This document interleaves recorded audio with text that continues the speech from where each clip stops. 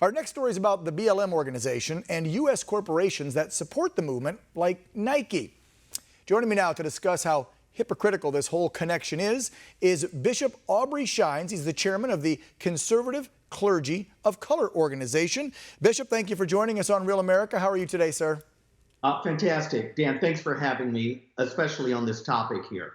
Yeah, this is a topic I don't think that's getting barely any attention. And obviously now with the whole revelations of filling the SCOTUS seat, I doubt any mainstream media will cover this. But I find it very ironic about what you're to discuss, which is that there are certain companies that are based in the U.S.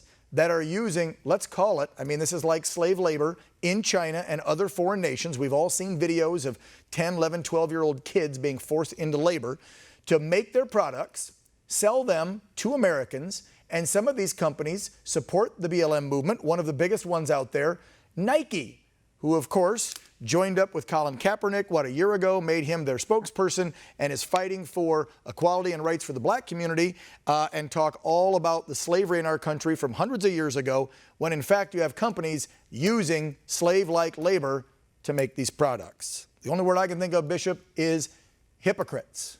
Well, hypocrisy certainly personifies, Dan, exactly the way that you laid it out. Consider the hypocrisy, though, of not just Nike, because they're not just using, by the way, the minority Muslim group, the Uyghurs, they're also just absolutely obliterating Christians that are there as well. How are they doing it? They're forcing them to labor. They're taking away their ability to express any type of free religion. Then when we see the Colin Kaepernicks, and not just him, but the LeBron James as well, then come back to America after finding themselves in partnership with a horrible regime called China that is forcing slavery on mass parts of their populace, and then to lecture Americans.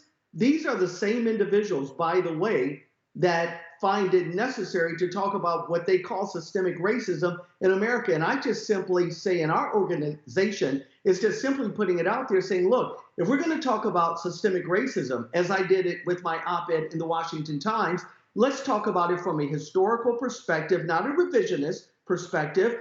But the slavery did exist. It was systemic, but it was systemic within the framework of the DNC party that gave us slavery, KKK, Jim Crow laws, and now we're seeing it lived out even in certain political personalities like Joe Biden that says, well, if you're black, can't think this way, can't do it. You have to do exactly what we're saying. We don't see any difference in what China's doing with Nike and LeBron James, Colin Kaepernick, and others as it did in the 1800s. This is hypocrisy, Dan, and this is why we're calling it out. Good for you and your group, Conservative Clergy of Color. Did this organization just spring up and you united with some other clergymen around the country because of the BLM movement, or you'd been out always and when you saw what was happening, you took action? So the majority of my founders, I co-founded the group. The majority of my founders, we've already been busy doing a timepiece on this for a very, very long time. So we've been here all along doing it, Dan, all along. All right, well, keep up the good fight. I'm glad that we got some exposure on this. Where can folks find more literature online? You guys have a website, social media. Get it out there so people can see this connection, see this hypocrisy. And see, I won't be like the left and say, let's boycott and ruin someone's business like they do when they find out a conservative might be a Trump supporter and they ruin them online. So you can buy your Nike or don't buy your Nike, but tell us how we can learn more about this connection with these companies and the BLM. Please join us at conservativeclergyofcolor.org, conservativeclergyofcolor.org.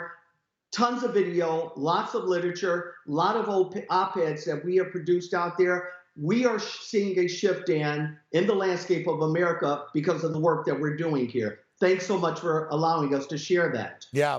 Bishop Aubrey Shines, thank you so much for your work, Bishop, Chairman of Conservative Clergy of Color. We'll have you back on the show, I'm sure, to discuss this even further as you guys continue this good fight. Thank you so much for joining Real America. Yeah, thanks again, Dan. All right, don't go away. When we come back, it's time to get real with both parties over the Supreme Court vacancy. Stay with us. You're watching Real America.